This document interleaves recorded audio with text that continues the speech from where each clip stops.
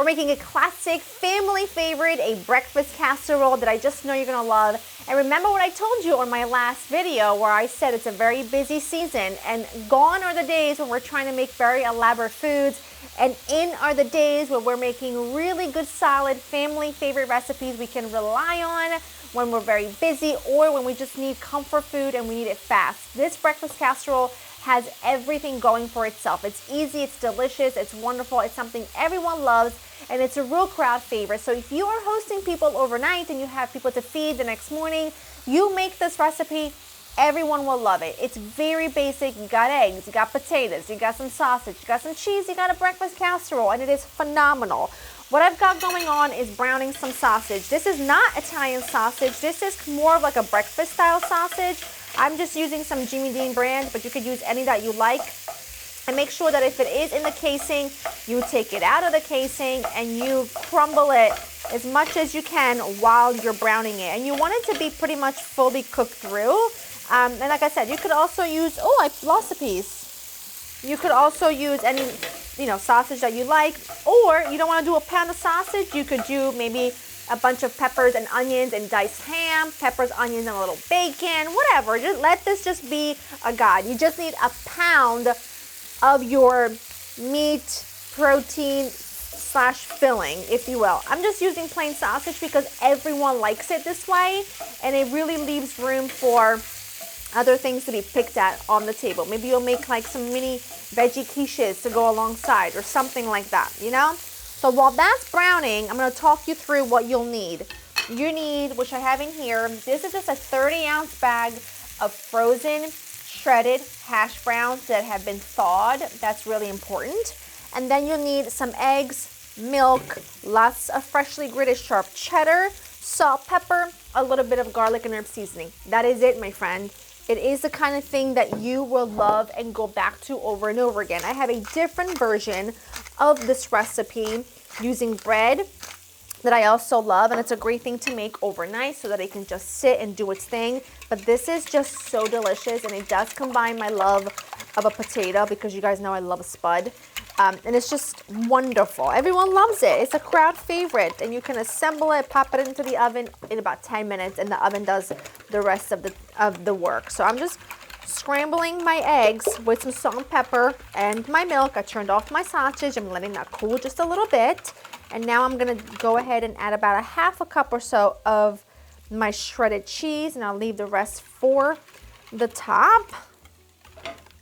Okay, to my potatoes, I'm going to add some garlic and herb seasoning. If you don't have garlic and herb seasoning, just use a little bit of granulated garlic, granulated onion, granulated dried parsley, anything like that. Just mix it together. You want to give those potatoes flavor because they're quite bland, but they're going to be really delicious as everything cooks together. A little salt, a little pep, and now I'm going to go over this with my brown sausage, and look at how gorgeous. Crispy nibbly bits. Just break that apart if you have too big of a chunk somewhere, and try to spread that out. This isn't a 9x13 baking dish, so it's pretty standard. You could also use a metal pan if you want to, or you could use two smaller like pie dishes, pie plates. You could use two of them. Now you're gonna pour your egg mixture all over. You might not look like you have enough, but believe me, you do. It's all gonna cook together, and it gets just distributed really evenly. As it bakes, it's perfection. A dozen eggs, cup of milk, a little potato, a little sausage, good to go. And then you do need the extra cheese on the very top. Trust me, you do, because as this bakes, it puffs up and it just becomes the most gorgeous, delicious thing I've ever had. And you know what you could do? You make this, okay? You make a nice winter fruit salad, some apples, pears, oranges, pomegranate seeds, a little sugar, mix it together. That's done. A bowl of Greek yogurt so people can make a parfait with the fruit salad. Have someone run to the grocery store or on their way over, pick up something from the bakery. Maybe some danishes, maybe some mini cinnamon rolls, maybe some mini muffins, a little juice, a little mimosa, a little champs, and you're good. Within half an hour of actual hands-on time, you have got a great brunch. And this being the star hits every time.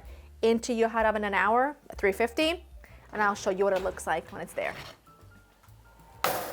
My casserole was in the oven a little over an hour, but it's perfect. Just don't overdo it. But I'm telling you, if you could smell this right now, you would understand my excitement, okay?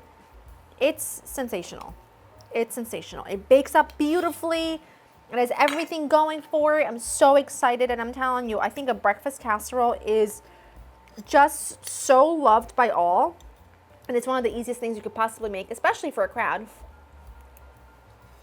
And you know, oh, look at that.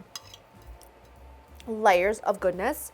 And you know, I love me a spud. I love a potato. That's a perfect bite right there because you've got cheesiness, you've got crispiness from the top, and everything is perfectly cooked. Phenomenal. I know the holidays are busy. I know you've got a lot going on between work, school activities, performances, dance recitals, all the things. So I want to help you get some food on the table with the little amount of effort as possible, but something that your family will love. And I just want to thank you for making me a small part of your holiday table when you make one of these recipes for your family, because believe me, it is what makes me the absolute happiest, is receiving all of your messages over the holiday season in particular. It just fills my heart in ways that you cannot understand. So I hope that you make this maybe for your Christmas morning, maybe whenever you're having people over, you have to feed a crowd with little effort. This is spectacular. LaraInTheKitchen.com for the written recipe. It's a big bite. I gotta get in on this because it just looks and smells insane. Go make it. You will love it.